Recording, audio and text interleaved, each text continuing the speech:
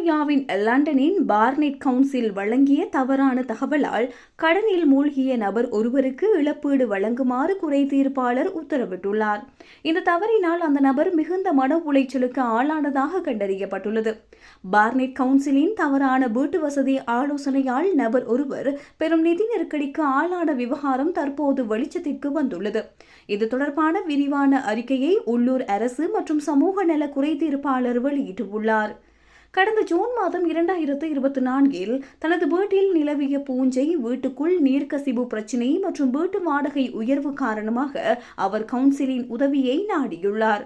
எனினும் அந்த வீடு உயிருக்கு ஆபத்தான நிலையில் இல்லை என கவுன்சில் ஆய்வு அறிக்கை வழங்கியுள்ளது. இருந்தபோதிலும் ஜனவரி 2025 கவுன்சில் அதிகாரி ஒருவர் தனியார் வீட்டிற்கு மாறினால் அதற்கான முன்பணம் மற்றும் முதல் மாத வாடகையை கவுன்சில் வழங்கும் என தவறாக உறுதியளித்துள்ளார். இதனை நம்பி குறித்த தனது வசதிக்கு மீறிய அதிக வாடகையுடைய புதிய வீட்டிற்கு குடிபெயர்ந்தார் குறித்த நபர். புதிய வீட்டிற்கு மாறிய பின்னர் பணத்தை மீளப் பெறுவதற்காக அவர் விண்ணப்பித்த போது அவர் அந்த நிதியுதவிக்கு தகுதியற்றவர் என கவுன்சில் கைவிரித்தது.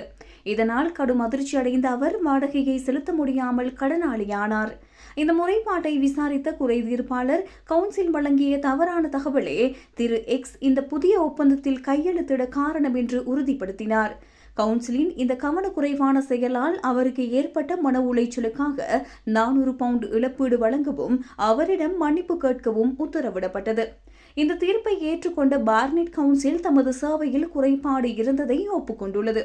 பாதிக்கப்பட்ட நபருக்கு ஏற்கனவே மன்னிப்பு கடிதம் மற்றும் இழப்பீட்டுத் தொகை வழங்கப்பட்டுவிட்டதாகவும் இனிவரும் காலங்களில் இத்தகைய தவறுகள் நடக்காமல் இருக்க நடவடிக்கை எடுக்கப்படும் என்றும் கவுன்சில் தரப்பில் தெரிவிக்கப்பட்டுள்ளது.